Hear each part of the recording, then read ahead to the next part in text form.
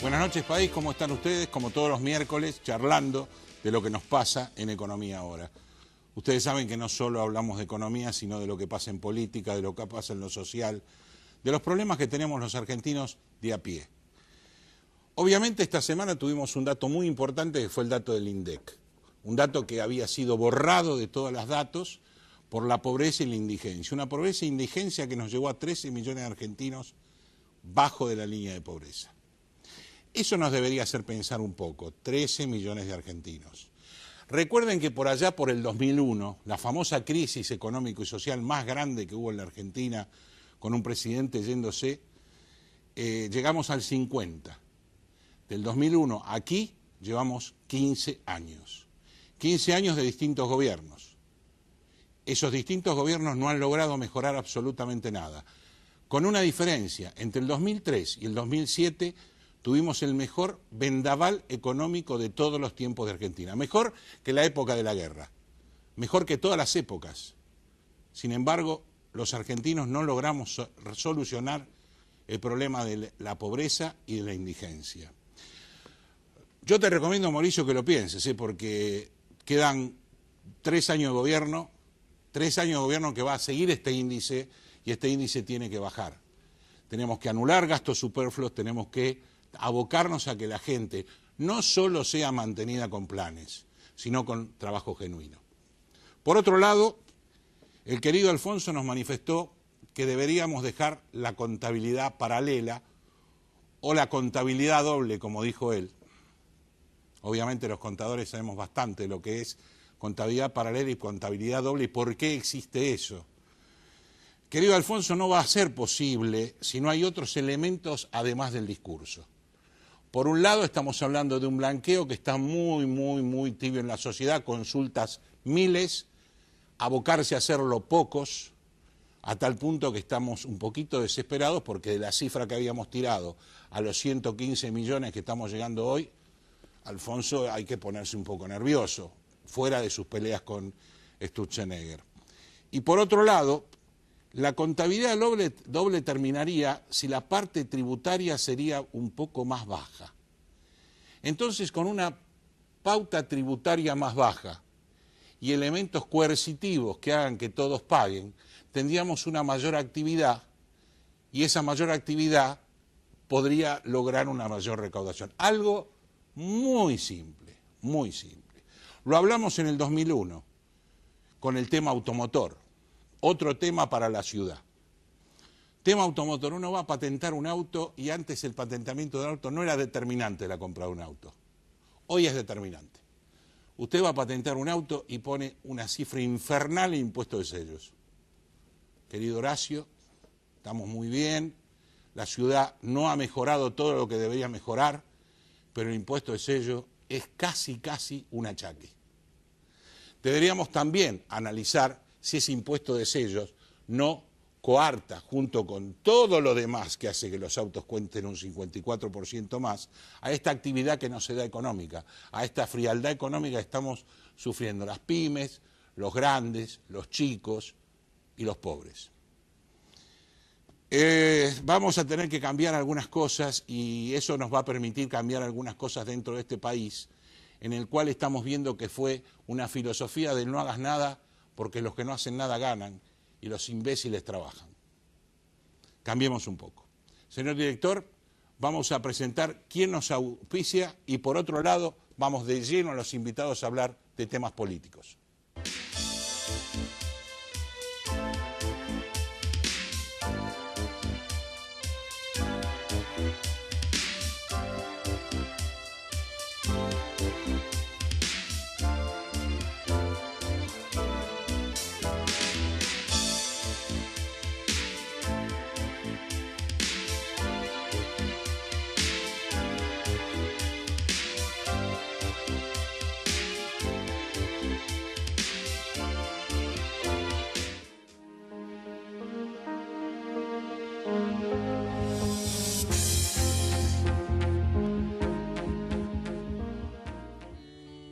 Relevamientos y auditorías fiscales Sociedad Anónima.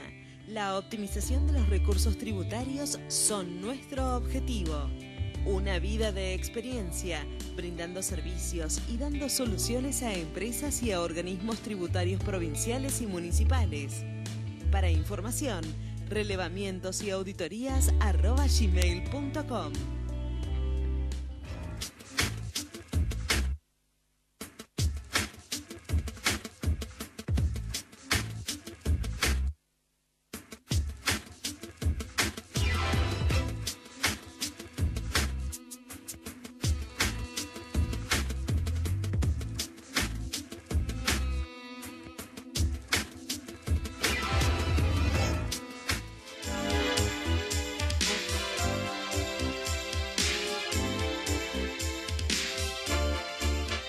Bueno, primer bloque del programa y vamos a estar yéndonos hacia la ciudad. Estamos con Marcelo de Pierro, legislador de confianza pública de la Ciudad de Buenos Aires. Legislador, primer tema. Hubo una gran pelea entre el gobierno de la Ciudad de Buenos Aires y Uber.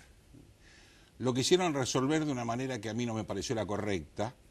¿Qué opina? Sí, porque se resolvió de una manera que no trajo ninguna solución al problema y lo profundizó. Lo que se votó hace 2 sesiones atrás fue una modificación al Código de Transporte por la cual el gobierno de la ciudad va a generar una aplicación, TaxiVa se llama, que es para unir al taxista con el pasajero del taxi. Es una aplicación que la desarrolla el presupuesto del gobierno de la ciudad, sale del presupuesto del Ministerio de Modernización, por ley, es gratuita y es la única autorizada. O sea, se cierra cualquier posibilidad de competencia que pueda haber en el ámbito de la ciudad para que alguien genere una aplicación y pueda ponerla en funcionamiento. Es una defensa lisa y llana a los taxis. No nos olvidemos que el taxi es un gran negocio para el gobierno de la ciudad. El taxi es un gran negocio para el gobierno de la ciudad y también lo que tiene el gremio, sí, en base a todo lo que le cobra, y también el gremio de los taxistas tiene un poder de presión bastante fuerte. Si hace 10 años atrás las agencias de turismo hubieran podido traer las oficinas a la puerta de la legislatura, en una de esas hoy no existiría una aplicación como Despegar. Claro, no existiría Mercado Libre si hubieran podido traer los negocios a la puerta de la legislatura. Claro. Los taxis sí pueden hacer esa demostración de fuerza. Lo que pasa es que también el sistema de taxis en la ciudad es un sistema muy particular, porque el taxista o la gran mayoría de los taxistas que están en la calle no son los dueños de la licencia. Exacto. Uno cuando sí, hay grandes flotas, entre ellos el del secretario general de los taxistas. Hay grandes flotas donde alquilan sus autos. Y la pregunta que nos tenemos que hacer es por qué aplicaciones de home banking no generan que el gremio de los bancarios se levanten en armas, o por qué aplicaciones de venta online de los supermercados no genera que los empleados de comercio hagan problemas. Porque el cajero de un banco no tiene que pagar por estar en la caja del banco. Claro. El cajero del banco se sienta y si cobra 10 impuestos gana lo mismo que si cobra 100. Exacto. Si uno a un cajero de un banco le cobrara 800 pesos por abrir la caja, yo calculo que no habría un desarrollo de aplicaciones online ni nada de banca electrónica. Acá el problema es que el taxista, el que lo maneja, el peón, está asociado con todos los riesgos del taxi. Indefectiblemente. Entonces, ahora lo que se está dando también es que a partir de aplicaciones como Uber, muchos de los peones de taxi prefieren trabajar con su auto particular y para una empresa privada, y por lo menos no arrancan 800 pesos abajo. ¿Y existe la potestad del Estado de la ciudad como para multar, para gravar, para sostener un auto, para mantenerlo, de la misma manera que pasa con el estacionamiento, ¿no? Como existir, la facultad existe. El problema acá es que la discusión se está dando en un ámbito en el cual se discute la ilegalidad de Uber, y el problema es que Uber es algo posterior a las leyes de tránsito de la ciudad. Y no está tenido en cuenta. No está tenido en cuenta. El problema acá es un déficit de legislación, no es un déficit de la empresa. El derecho es algo vivo, lo va corriendo la sociedad, las innovaciones tecnológicas. Para llevarlo a un ejemplo burdo, hasta que Caín mató a Abel, a nadie se le ocurrió legislar sobre el homicidio, porque era algo que no pasaba. Esto es lo mismo, a Uber lo que hay que hacer es regularlo, tenemos que discutir qué queremos de Uber. Que los choferes estén registrados, que tengan monotributo, que tengan obra social. Sí, que los meterle autos, un marco legal. Poner un marco legal. Y que sea una competencia dentro de un marco legal. Y permitir que salgan un montón de aplicaciones como Uber, que dentro de los parámetros que fije la ley puedan dar el servicio. Sé que también estuviste trabajando con respecto a los distintos desechos que recibe el 147 de gobierno de la ciudad, y también y defensa del medio ambiente. Contanos un poco cuál es tu idea con respecto a eso. Bueno, yo soy el vicepresidente primero de la Comisión de Ambiente de la legislatura, y estamos trabajando fuerte, por lo menos desde la comisión que integro, con todo lo que es la problemática ambiental de la ciudad. Porque la ciudad lo que tiene es que es una ciudad que se encuentra limitada geográficamente, está rodeada por la provincia de Buenos Aires, es una de las generadoras de residuos por kilómetro cuadrado más grandes del país, si no la más grande. Y hoy por hoy lo que no se está viendo en la sociedad es cuál es el costo de la generación de residuos. El año pasado y el anterior se estuvo dando un poco la discusión, sobre todo porque la provincia había amenazado con no recibir más los residuos de la ciudad, y ahí se empezaron las campañas de reciclado. Pero bueno, lo que estuvimos viendo es que... ¿Pero está funcionando la separación de la basura y todo ese tipo de cosas? A medias. No está funcionando bien, pero porque no hay una política inteligente al respecto tampoco. La separación de residuos en los hogares, si uno después termina tirando todo en una misma bolsa o va a parar todo al mismo camión, no tiene sentido. La recolección de residuos, como se da en la ciudad de Buenos Aires todos los días, es algo que prácticamente no existe en ningún lugar del mundo. Acá lo que habría que hacer es que los residuos que lugares y días, que tengamos 2 días a la semana como para tirar todo lo que sea reciclable, papel, vidrio, que no genera olor adentro de la casa, no genera nada, y que bueno, uno sabe que lo que se recoja lo que es martes y jueves es todo producto reciclable, y el resto de los días lo que sea húmedo y basura en general. Pero en realidad, en la medida en que las empresas cobran por tonelada de basura enterrada, es muy difícil poder plantear un plan de reciclaje, porque hoy por hoy lo que se paga es el kilo de basura, o sea, la tonelada de basura.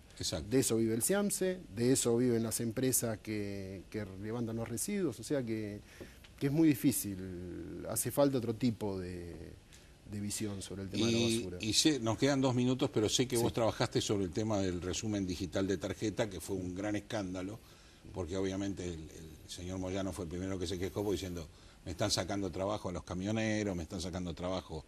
También es un problema el tema de los intereses usurarios.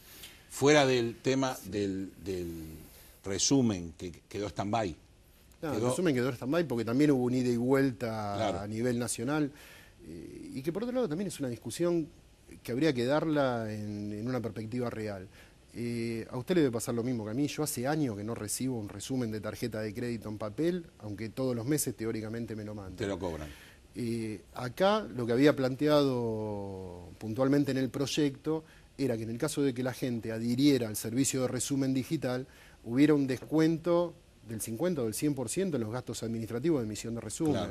Claro. Porque uno está pagando, ya antes eran 10 pesos, 12 pesos, ahora son 50 pesos por mes, que en una de esas, a mí me está pasando con una de las tarjetas de crédito, tengo cuota de 170 pesos, me llega más de gastos administrativos que del uso, y de IVA sobre los gastos administrativos que el uso. Cuando voy al banco a decir, quiero cancelar las 3 cuotas que me quedan, me dicen, no, hay que pagarlo todos los meses. Entonces, la idea acá es trasladar la ventaja del resumen digital al usuario. Si no hay que emitir resumen, es obligación del banco generar el resumen. Es lo mismo que ustedes quisieran cobrar la luz, el agua o el gas sin mandarle la factura. En este caso, un poco lo que proponía el proyecto fue eso, pero bueno, después quedó inmerso en una discusión nacional y lamentablemente no salió. Hay que seguir luchando, Marcelo, hay que seguir luchando para mejorar la ciudad, hay que seguir luchando para mejorar el país. Yo creo que, por lo menos yo, que no me tiño las canas, somos todos responsables de lo que nos ha pasado. O por apoyar o por omisión y callar. Así que sigan luchando para que mejoremos esta ciudad que es hermosa. Es muy interesante lo que usted planteó al principio, porque todos estos programas, planes, cosas que uno ve que surgen del Estado, es lo que evitan que el Estado también ponga su grano de arena en todo el esfuerzo que estamos haciendo. Exactamente. Porque acá aumentan las tarifas, aumenta el taxi, aumentan los peajes, lo que no bajan nunca son los impuestos. Exactamente. Porque se siguen generando programas, cosas en las cuales el Estado, la verdad, no es prioritario que dé esa función.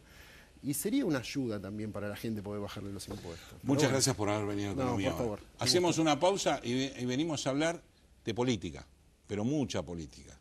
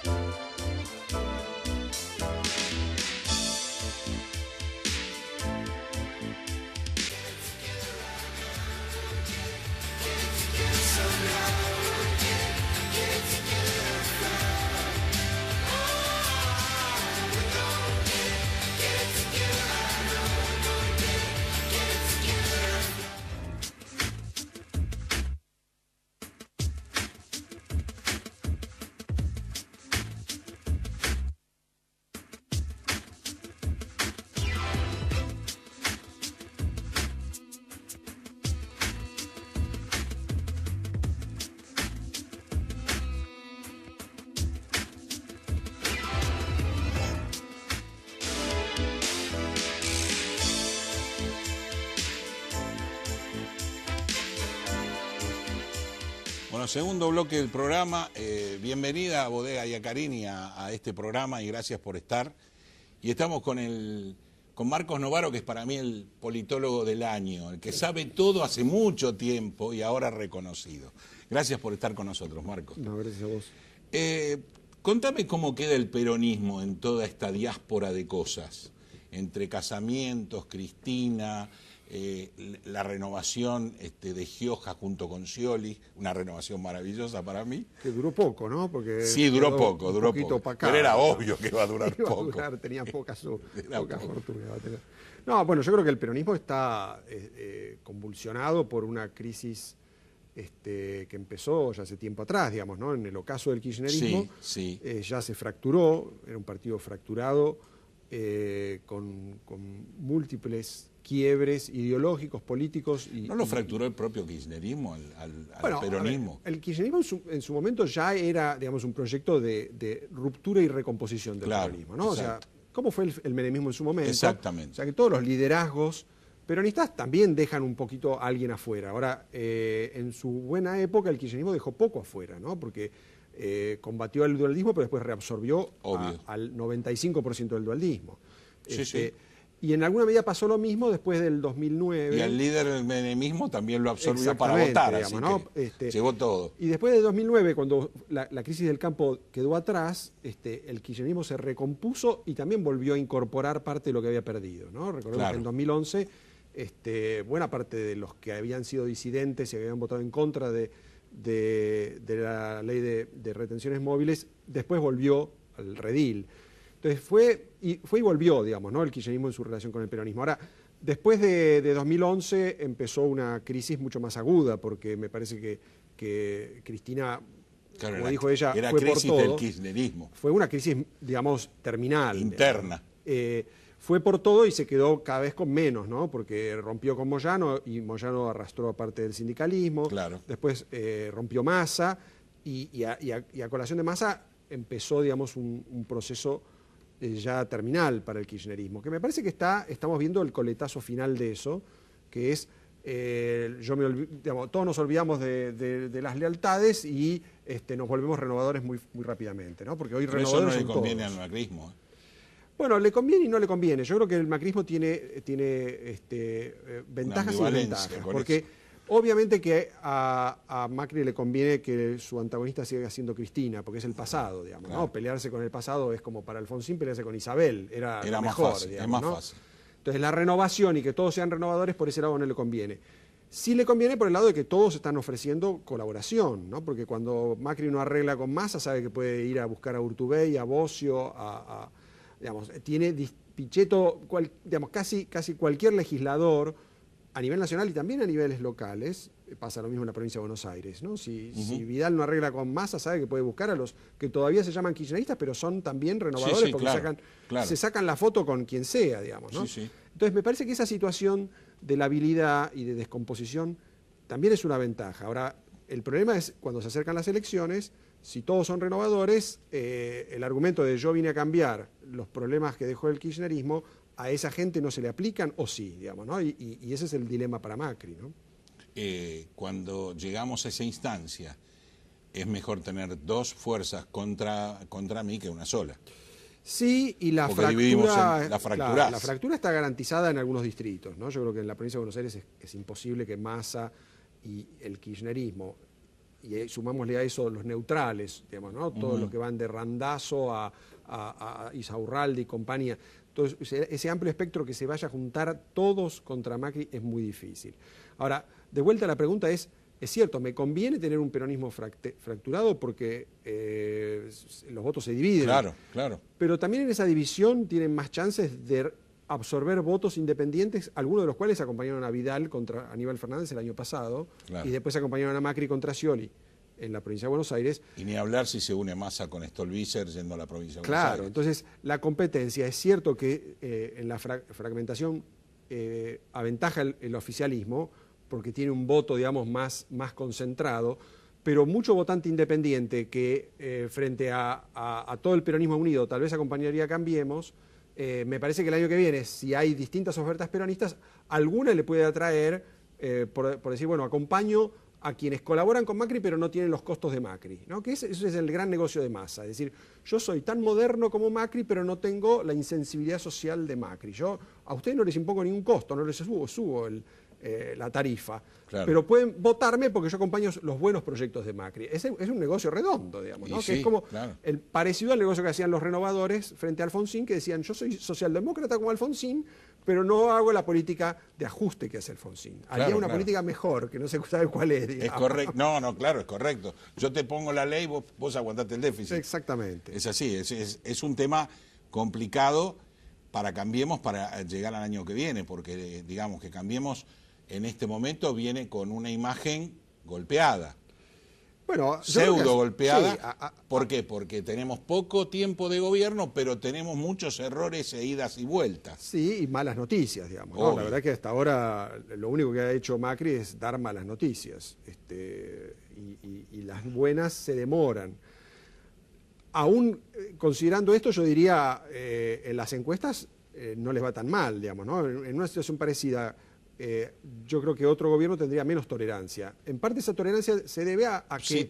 Si tuviera otro tipo de contrincantes afuera. Exactamente, digamos, ¿no? Los contrincantes afuera claro, lo ayudan a Macri y además me parece que en la sociedad hay una comprensión bastante grande del legado, ¿no? Cuando se dice yo recibí más problemas de lo que se veían a primera vista, había mucha mugre abajo de la alfombra y el trabajo de sacarla y resolverla nos va a llevar tiempo. Ese argumento sigue siendo útil al gobierno, funciona mejor que el argumento opositor de ellos gobiernan para los ricos, cosa que cree buena parte de la gente, ¿no? O sea, me parece que hay... Sí, cree y creyó.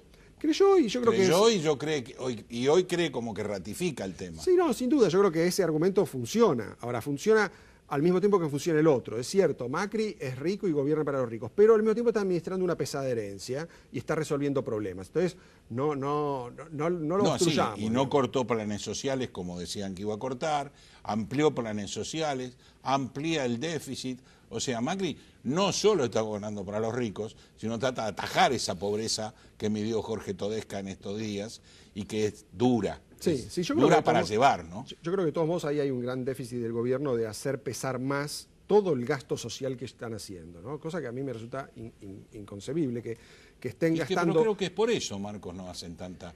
Porque si vos te planteás para qué haces tanto gasto social y no sostenés a la pobreza, no mejorás nada, indudablemente tenés la contraposición de que no estás generando trabajo, no estás generando nada y se te está ampliando el margen de pobreza. Está bien, es como resabio de los coletazos que dejó el kirchnerismo, sin ninguna duda, pero hacéselo entender al pobre que no come mañana. Sí, no, yo lo que me refería era, me parece que hay un déficit de comunicación o de convicción de parte del gobierno, de esa vía heterodoxa que están tratando de aplicar, de no hacer un ajuste draconiano, sino de tratar de que tenga el menor costo social posible, sobre todo en los sectores bajos. A pesar de que hacen todo ese esfuerzo, me parece que no se ve mucho de ese esfuerzo. Por ejemplo, ellos han aumentado y focalizado mejor el gasto del Ministerio de Acción Social y sin embargo eso no se ve, digamos, ¿no? Me parece que hacen poca publicidad o poca comunicación. Sí, comunicación ninguna. Con un tema que me parece que es muy sensible en este momento y que los mostraría menos como el gobierno de los ricos de lo que finalmente termina sucediendo. O de los CEOs. O del gobierno de los CEOs, que es un gobierno, digamos de gente que tal vez sabe del tema, pero es insensible, ¿no? Esa idea que todos tenemos de que exacto, es un gerente, ¿no? Esa es tu definición, claro, es perfecta. Y bueno, tiene una insensibilidad de empresa. Constitutiva, digamos, ¿no? Es insensible. Y la verdad es que eso al gobierno le está haciendo daño, a pesar de que yo creo que está mostrando también cierta vocación social, que no es solamente la de Vidal, que Vidal escapa un poco esto, ¿no? Vidal sí es un rostro de sensibilidad social mucho más fuerte. Sí, pero porque tiene un problema más pesado. Bueno, también por su carácter, que ¿no? Su carácter y además ayuda, la provincia de Buenos Aires, tal como está planteada, es inviable. Para Vidal y para Mandrake. Es inviable. Sí, y a pesar de eso yo creo que lo está haciendo mejor que muchos otros gobernadores, digamos. Pero ¿no? porque está sincerando. Vidal te está contando lo que está pasando. Sí, eso me parece que es la otra paradoja de la situación, digamos, ¿no? En Vidal el gobierno nacional, el macrismo, el Cambiemos, digamos, tiene el principal activo político hoy. Sí. Es la principal campo de batalla es la provincia de Buenos Aires, y al mismo tiempo es el distrito donde está menos claro quién puede ser el candidato y cómo va a ser la estrategia electoral del oficialismo para sostenerse. Es la gran pelea. Es la gran pelea, y yo creo que ahí el talón de Aquiles es no tener un candidato, cosa que no sé cómo la van a resolver, ¿no? ¿Vos, candidato, hablás propio o de la oposición? No, un candidato propio de Cambiemos para encarnar esa voluntad política y el prestigio, por lo menos hasta ahora, muy sólido que tiene Vidal, ¿no? Uno lo ve en las encuestas. Claramente las encuestas en la provincia... Si metés un candidato como Carrió, va a ser difícil, ¿eh? Bueno, Carrió tiene, sí, una intención de voto relativamente baja hoy, ¿no? Sí. Y tiene es además increíble techo, la credibilidad, ¿no?, que tiene contra la intención de voto. Eso un poco le pasa a Margarita. Sí, Margarita es igual, tiene un gran atractivo como decencia, honestidad y todo, pero a la hora de votar... Claro. Ahora, Margarita, si se asocia con Massa, de alguna manera se libera de ese techo, ¿no? Sí, porque, claro, digamos, Massa tiene una llegada electoral mucho más fuerte. Entonces, el gran problema de Cambiemos es que, aún teniendo la gestión para mostrar, la gobernadora y una cantidad de iniciativas de cambio, que habrá que ver, digamos, con el tiempo si fructifican, pero son iniciativas de cambio muy decididas, ¿no? En términos sociales, de obra pública y de combate a la corrupción, sobre todo en la policía. A pesar de tener todo eso, como no tiene candidato, está en un brete, ¿no? Porque le puede ir bastante mal en la provincia de Buenos Aires. Sí, además los desafíos que tiene Vidal son impresionantes. Sí, yo creo que finalmente tal vez la mejor opción sea tener un candidato desconocido, para dejar bien en claro que el voto es un voto a Vidal. ¿No? Yo creo que eso va a ser más fácil que poner un candidato que esté a medio camino, que no es Vidal y que trae más problemas. Y que a su vez juzguen a Vidal por ese candidato. Claro, y que puede hacer ruido con Vidal, digamos, ¿no? Que finalmente termina disputando liderazgo. Gracias, Marcos, por haber estado con nosotros, siempre clarísimo lo tuyo, y cuando nos vayamos acercando hacia esas elecciones, que esperemos definir un poquito el panorama, te vamos a estar convocando sin ninguna duda, ¿eh? No, con todo gusto. Esperemos que en ese momento las cosas estén más claras que ahora, digamos. Ojalá. Gracias por haber venido. No, gracias a vos. Una pausa y enseguida venimos a hablar también de política, pero con un integrante del gobierno.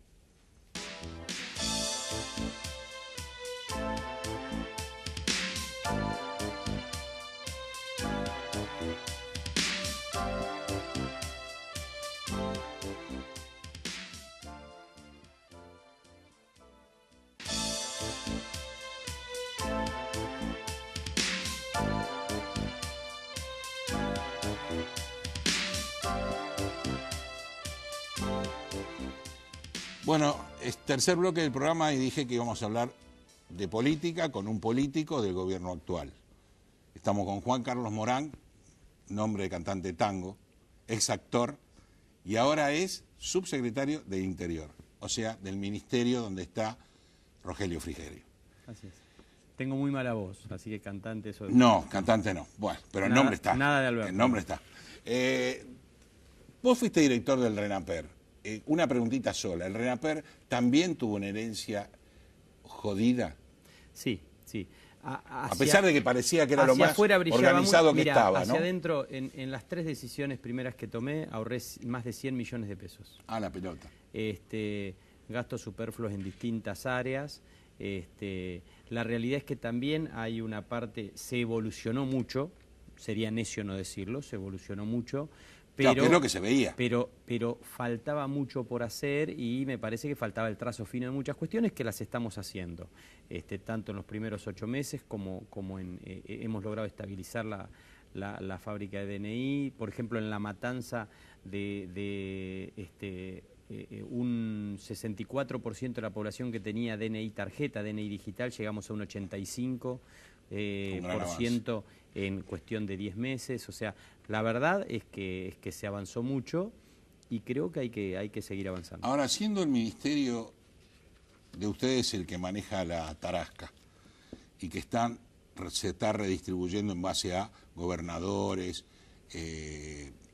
intendentes, como se reunió el presidente, que es obvio que hay una distribución equitativa y todo lo que quieras, ¿no están obligados a analizar la calidad de cada gasto hoy? Absolutamente, y hay una decisión A ver, el Ministerio es del Interior, Obra Pública y Vivienda. Exacto. Rogelio Frigerio, por orden del presidente de la Nación, una de las primeras situaciones fue auditar, nos dejaron un desastre en obra pública, no solamente el despilfarro y la corrupción y lo que no se hace ve, falta ni que lo diga, sino ni siquiera había nuevas licitaciones armadas, por lo Sí. tanto los primeros meses... por eso paró la obra Pero pública. claro, vos Nadie tenías, firmaba. Vos tenías que auditar, tenías que certificar los avances de obras anteriores y se debían 8.000 millones, 6.100 millones se pagaron en vivienda solo. Y a su vez tenías que preparar nuevas licitaciones. Hoy se está abriendo más de una licitación de promedio por día, de nuevas licitaciones que se van haciendo de vivienda, de cloacas, de agua, realmente un montón de obras que son las prioridades de los problemas de la gente. En ese aspecto también va de la mano con una ley de transparencia. Hoy todas las licitaciones se pueden ver en la web. Todos los pliegos de licitaciones son gratuitos, lo que permite una mayor competencia. Están auditados, digamos, con distintas situaciones, organismos de contralor. Por lo tanto, vamos a un régimen de más obra pública y mayor transparencia. Se empezó a mover la rueda a partir de agosto. Claro, y no nos olvidemos que estamos hablando de la pobreza y de la indigencia. Absolutamente. Que ese es un tema importante. Entonces, ¿con qué le pegan al gobierno? Mirá vos, 930 millones para el Inca. Mirá vos, van a cambiar el monumento a la bandera y lo van a hacer a nuevo. ¿Es necesario con los problemas que hay con la gente? Te hablo la gente, de afuera. Obviamente, no gente a favor. No, pero a ver, yo no... Pero sí corresponde que lo analicen. Pero no hay que detenerse puntualmente. Yo digo, acá, primer punto, es como cuando vos escondés tu problema y tu enfermedad y no vas al médico y de un día para el otro te hiciste un análisis y tenés un problema. Todo mal. Ahora, no tenés el colesterol desde hace 7 meses, tenés el colesterol de hace 10 años. Obvio. Entonces, esta es la situación que ocurre. Porque si no, analizamos 32% de pobreza como si le hubiésemos creído a la Presidenta de la Nación cuando en agosto del año pasado decía tenemos menos de 5% de pobreza y Aníbal Fernández decía estamos mejor que en Alemania. Vos viste mi apertura que te hablé del 50% en 2001 a Por eso digo. Ahora bien, la realidad es que para romper esa pobreza estructural y para realmente salir de esa pobreza estructural se hace con empleo. Entonces nosotros como gobierno nacional y por pedido del presidente de la Nación se hacen dos cosas. Una es el hoy, es el aumento de política alimentaria para el presupuesto 2017 en un 87%, son las medidas concretas de reparación histórica para 2.400.000 jubilados, la devolución del IVA que se hicieron casi 1 millón de aplicaciones en este último mes, distintas medidas, la AUH pensándola en universalizarla, medidas del hoy. Ahora, la solución definitiva pasa por una etapa que genera condiciones para el trabajo, que son las que se generaron con la salida del cepo cambiario, que son las que se generaron sacando esta inhibición con el pago a los holdouts que tenía Argentina y que llevaba a una situación casi de embargarte la fragata Libertad cuando salía del país. Ahora, esas condiciones, salida del aislamiento, que se generaron, viene con una segunda etapa que es la de inversión. Sí. El Foro de Inversiones y Negocios ya es el primer indicio. Pequeños rebrotes como fueron en el campo con un crecimiento por ejemplo, en la metalmecánica, crecimientos de ese tipo. El registro, por ejemplo, en el tema de construcción de más de 5.000 puestos de trabajo en agosto, es el comienzo de una segunda etapa. La inversión concluye con generación de empleo y es el empleo el que saca a la gente de la pobreza y define. Entonces, me parece que hay dos decisiones en paralelo. No planes como fin. Exactamente. En su momento hay dos decisiones en paralelo. Ahora, de un día para el otro no vamos a reducir la pobreza. Ahora, no tengamos dudas que eso que se plantea como pobreza cero como objetivo del Gobierno Nacional y del Presidente de la Nación es el norte y que el año que viene vamos a tener menos % de pobres y menos y menos y menos año a año. Obviamente que esto no es un número y que cualquier persona que tenga una situación de necesidad nos duele como gobernantes, pero la verdad es que una herencia tan pesada no se puede solucionar en 8 o 10 meses. Sobre todo con el tipo de país que tenemos. Es un país productor de alimentos para 400 millones de personas y que nosotros siendo 40 tengamos 13 millones de hambre. Pero por eso creo que es fundamental pensar el país en términos de desarrollo productivo, en términos realmente de empleo, en términos también de capacitación y también en términos de educación. No es un dato menor. Otro tema importante. No es un dato menor que en el presupuesto 2017 se planifiquen la creación de 3.000 centros de infancia y jardines de infantes. nutrición y educación en los primeros años es realmente empezar a saldar una hipoteca que tiene la Argentina y nuestro país, y que no es de un año ni de dos, es de varios años. Ahora, es un trabajo en paralelo. Vos lo decías muy bien en términos, ¿qué pasa con el hambre mañana? ¿Qué pasa con la necesidad mañana? Claro. Entonces, hay que planificar al mediano plazo empleo de calidad para la gente, capacitación, educación, nutrición para nuestros niños, para que en el mañana tengan una educación de calidad, se desarrollen. Y también hay que atacar el problema hoy, mañana y pasado. Entonces, es un trabajo en paralelo, un esfuerzo grandísimo que estamos haciendo, y realmente apostamos a que se confíe en que hay un gobierno nacional honesto, republicano, y que esa imagen que recién hablaban con Marcos Novaro, a quien respeto mucho, pero que realmente me parece que siempre hay un análisis muy ideologizado. Y la verdad es que a nosotros estamos cansados que durante 12 años nos corrían por izquierda bajo un gobierno popular y nacional, y finalmente hubo la mayor concentración de la economía. Entonces, Juan Carlos, ni popular, ni pero nacional. Por eso digo, ahora tenés un tipo que sí es rico. Lo estamos viendo. Un tipo que es presidente y es rico, sí es rico. Ahora, la verdad es que las medidas concretas que toma este gobierno, que también tiene gente que ha sido CEO de alguna empresa, sí. Ahora, las medidas que tomamos son de una sensibilidad social y son decisiones. A lo sumo se le termina criticando la política comunicacional. Pero en el no fondo, hay ninguna duda. Las decisiones, las decisiones son absolutamente populares. Estamos de acuerdo, pero estamos que ante la comunicación hacia la gente siguen siendo insensibles. Algo está fallando. Lo que vos decís es totalmente cierto. Han ampliado el régimen asistencial, está intentando y coqueteando con inversiones que son las que más están interesadas, son a largo plazo, con lo cual también te va a generar empleo a largo plazo, también estamos de acuerdo, pero la gente es como que no piensan que son insensibles. Bueno, y eso es lo que a mí me preocupa. Pero porque hay por eso digo, no es criticar por criticar. Hay una situación, me parece, en la cual los hechos concretos, los gobiernos hablan por los hechos. Ninguna duda. Y no por el relato, no por el discurso. Entonces yo digo, acá hay una decisión de más universalidad para la asignación, sí, hay una decisión en ese sentido. ¿Hay una decisión de política de vivienda? Sí. ¿De soluciones habitacionales? Sí. Entonces yo digo, acá hay decisiones concretas. 250.000 personas van a ser beneficiadas con una obra que empezó hace unos días en Villa Fiorito, Lomas de Zamora, de cloacas. Realmente decisiones que son para la gente que más lo necesita. Estructural. Sí. Quizás muchas de decisiones que no se ven. Muchas decisiones que no importa. Se ven. Ahora, eso es mentira, la gente lo ve igual. La gente que va a vivir en el lugar donde ustedes le dan cloacas, le dan agua corriente, le dan gas, esa gente, aunque no lo vea, lo siente. El tema energético, a propósito de cómo se comunicó... Un minuto nos queda. El tema energético. ¿Cuántos criticaron el tema energético?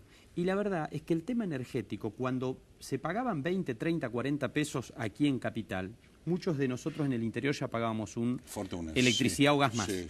Pero cuando pagaba alguien de clase media o alta un recibo de 30 o 40 pesos, no lo pagaba Papá Noel o Cristina Kirchner a la diferencia.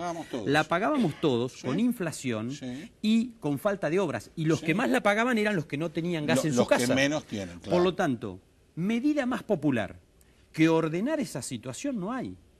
No, estamos de acuerdo y creo que la sociedad... Me parece que ha habido mucho de relato y poco de popular en el gobierno anterior, y hoy hay quizás menos relato, menos comunicación, pero hay un montón de medidas populares por un presidente... Yo creo que sí. Que es rico y que, bueno, es una condición de él, digamos. Pero sí, pero no, eso no es malo. Pero me parece que por eso no hay que tener prejuicios. Igual cantás lindo, ¿eh? Gracias por haber venido y vamos a seguir charlando, ya que es un ministerio muy sensible debido a lo que nos pasó. Exacto. Y ojalá nunca más nos vuelva a pasar. Yo por lo menos no voy a permitirlo. Gracias y adelante. Gracias a usted. Una pausa y venimos con el doctor Peña a hablar de este blanqueo. A ver si pintamos un poco.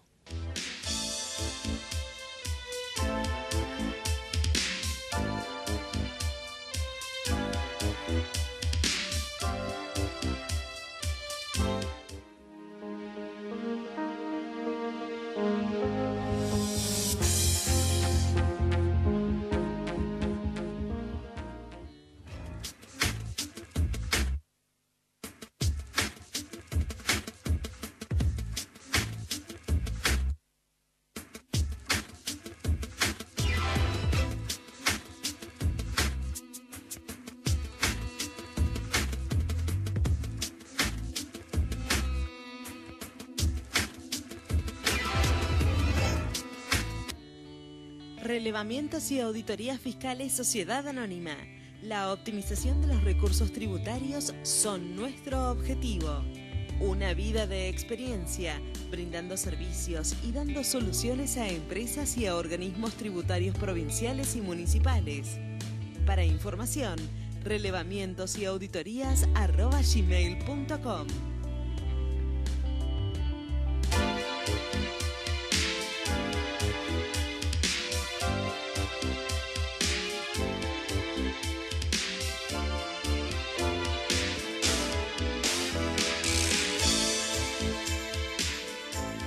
Bloque de Repar, Rubén Marcheski, coordinador Blanqueo y Moratoria 2016. Lo que estamos charlando desde que empezó el programa incluye reformas en ganancias y bienes personales, casos prácticos del blanqueo. Autores son Andrés Saladino, Félix Rolando, José Bianchi y Rubén Marcheski. Todos ellos tienen su programa de televisión, por supuesto, y escriben un libro para explicarnos todo lo que pasa en el blanqueo. Aunque todavía hay dudas, doctor Peña, todavía hay dudas. Sí, claro, bueno. Está lleno de dudas. Por eso estamos así a esta fecha, manifestado por el propio Abad, que en fin es el cierre que se hizo de la oportunidad del bono corto. Fue con muy pocas, se calculó que más o menos 150 millones. De pesos. Creo que ni llegaron, ¿eh? Cuando el piso era de 20.000 millones. Sí. Pero tampoco lo veo con este otro bono, tampoco lo veo. Con el otro bono tampoco lo veo.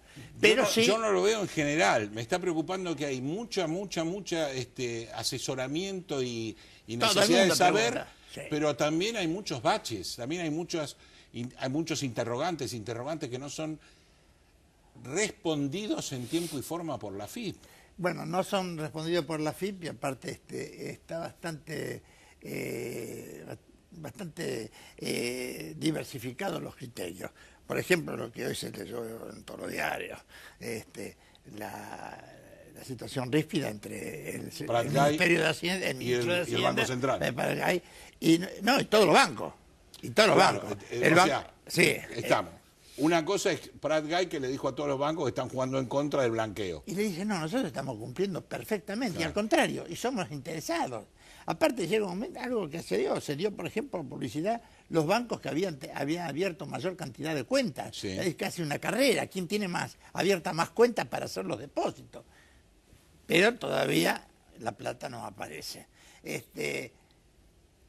La única novedad, digamos, que pienso que abra el espectro total es la adhesión de la provincia de Buenos Aires. Sí. Es importante porque todo el mundo sigue con el problema y bueno, y si después resulta que la provincia no se adhieren y están desesperadas con un hambre tremendo de recaudación, y implica, y ahí con todos los años no prescriptos, con todas las multas, con todos los intereses resarcitorios, punitorios y demás hierba. Y eso todavía queda un 65% de jurisdicciones que no han adherido. Hay una pregunta importante que le haría al licenciado Abad y al licenciado Castañola, ¿no? Pero como no los tengo a mano, se los voy a hacer al doctor Peña. ¿Qué pasa con la penal tributaria que los jueces no ponen en cana a nadie? Con evasiones y manejo de fondos penales de los empleados. No. Hay casos que son increíbles y sobre todo ya llegamos al caso emblemático de quien confiesa que cometió un delito, ¿sí? Que es Echegaray. Sí. Echegaray, 7 horas de interrogatorio. Yo digo, 7 horas, chao, le sacaron hasta el corazón. Sí, claro. No, y él dijo que no, que eso pasó por 20 funcionarios. Claro. El último fue el que es el copiloto de la Rosadita, ¿cómo se llama? Toni Nelly, que era el director de la DGI. Toni Nelly, sí. Pero, claro, el artículo 32 lo dice el artículo 32 de la 11683, lo dice claramente. Es una facultad exclusiva, no sé si dice, ahora dirá del director de la FIA, antes era el director de la DGI. El director general de la DGI. El director general de la DGI. Para casos lo subtitulo, artículo 32 era el famoso plan de pagos muy especiales que le dieron a todos los amigos del poder. A todos los amigos del poder. ¿Cuándo? Desde el año 1998 fue el primero que se dio, por un caso de catástrofe climático. Claro. Desde ahí saltamos hasta el caso Chicone, y ahí todo se pudrió. Y ahí empezó, ahí claro, se pudrió todo. Entonces comenzaron 1.532. Funciona el artículo 32, vamos a darle. Amigos de los amigos del poder, bueno, y entonces se llegó un momento que esto se debía haber resuelto y haberse dictado ya, por lo menos, un auto de procesamiento. Porque no es que tenían deudas y no podías pagarlas. No, se quedó con la plata. Así es. Y ojo, se quedó con plata, hay dos, porque tiene las dos, lugar donde había para retener, retenía, Él fue ¿En qué caso hablamos? Lázaro Báez se quedó con la plata de los empleados. Cristóbal López se quedó con la plata de los empleados, aunque el impuesto a la transferencia de combustible. O sea, no era mientras dinero comprábamos empresas. Y él aduce una situación apremiante económica. Mentira. Le dice, pero si lo hizo para fondear todas las empresas y comprar empresas. Claro. Bueno, si eso está todo conforme. Yo vuelvo a repetirle, señores, el artículo del Código Penal, estafa y otra defraudación, artículos 172 y 173 del Código Penal, la ley penal tributaria, la primera de 1 a 6 años de prisión, la segunda de 2 a 6 años. Cuando repitió constantemente, porque lo fue reacondicionando, con el correr del tiempo se hacía la torta. Él mandó un embargo, Echegaray, por 120 millones de pesos en el año 2012. ¿A quién? ¿A Cristóbal? A Cristóbal. Pero después enseguida dio la orden al jefe de agencia que le diga al abogado que desista de la acción. Bueno, nos hubiéramos ahorrado 8.000 millones, o por lo menos 7.880. Claro. 7.880. Pero eso, bueno, todo el mundo pregunta. ¿Los jueces que están jugando al pádel? No, a mí me pasa lo siguiente. Yo conozco, a través de la carrera, cuando vine a hacer amamantar la ley penal tributaria, y cuántos por retención indebida, pues son retenciones indebidas, sí, porque hay plata que no le corresponde. Sí, señor. No es no poder pagar impuestos. No. Comprendamos. En este caso hablo de los aportes, no de las contribuciones. La contribución está bien. Es una estafa a terceros. Después pediré una prórroga y pagaré. Claro, pues esa es su obligación, no la que yo te retengo el dinero y no lo deposito. Yo conozco una cantidad de gente que fue procesada y salió con el proceso. Las condenas no se conocen, porque las condenas fueron la mínima, que por supuesto era escarcelable, pero soportaron el proceso y la condena. Y acá, ahí está grabado por el monto y por el replicaje completo que ha hecho la bolsa. Y en cada oportunidad volvía nuevamente a poner la firma de Echegaray. La diputada Carrió dijo que le estaba dando asco moral esta continuidad de la corrupción. Y yo no, esa es la continuidad. Esa es los funcionarios, que uno le tiene asco moral. Porque los funcionarios son los que han hecho que se robe al país. Exacto. Sin los funcionarios no ocurrieron todos los hechos de corrupción, lo he dicho que en alguna oportunidad. Los hechos de corrupción que le hicieron un agujero negro al país. Y hay un funcionario que es el centro del ojo de Londres, ¿no? De la rueda que gira. Ese que es Echegaray. Claro, ¿qué es Echegaray? Es el titular de una AFIP ciega completamente porque no ve lo que no quiere. Entonces se ha puesto en una posición tremenda, que es cuando un funcionario que cobra impuestos, que aplica la ley, que determina no porque es legislativo, pero que determina las liquidaciones de impuestos. Sí, que controla. El que controla la aduana. Y resulta que elige a quienes sí y a quienes no. Pero esto no es luz roja o luz verde, como por ejemplo... No, esto es... No es sorteo. A mí del poder o amigos del poder. Claro, no los que están relacionados con el poder. Y lo estamos viendo. Todos los que estuvieron relacionados con la presidenta, todos esos se hicieron millonarios gracias a los delitos cometidos con funcionarios, como por ejemplo lo que controlaba la aduana, Echegaray. Ahora, en 7 horas, no. Si él dijo lo siguiente, ojo, Yo no firmé. Después que y todo, yo di el visto bueno. Ah, bueno, sí, el único que tenía capacidad, por ley, para dar el visto bueno. Claro. Claro. El visto bueno. Después de su visto bueno se publicaba. Claro. Después de su visto bueno tenía carácter de resolución general o de ley. Claro, es que nadie, es decir, en la verticalidad. Pero ahí el error es del juez. Ahora el juez llama a los 20 empleados. El empleado va a decir, claro. Y nadie se va a animar a decir, y a mí me dijo el superior, porque siempre hay un superior, todo es un sistema vertical, cadena, sí. Una cadena. Y va a decir, no, porque a mí el supervisor me dijo que sí, que había que darle. ¿Pero vos quién te lo dijo? No, dijo el jefe de división. Y el jefe de división, ¿qué querés? Yo lo puse porque el jefe de departamento y el otro. Y seguimos para arriba. Y claro. Y llegamos a Echegaray.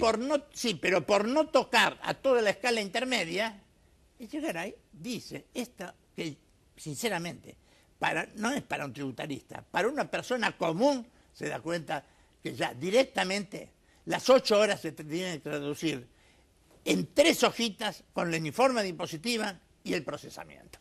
Gracias, doctor Peña, como siempre. Bueno, para ustedes buenas noches, una semana más. Señores jueces, hoy hasta el doctor Peña dice, ¿por qué no nos ponemos los pantalones largos y empezamos a juzgar? Todo depende de ustedes. El cambio, la bisagra del país depende de una justicia libre, soberana e igualitaria. Paguen ganancias y sentencien, que para eso nos están cobrando. Bienvenida a la bodega de San Rafael, que nos va a acompañar de aquí hasta fin de año. Buena semana para todos. Chau, chau.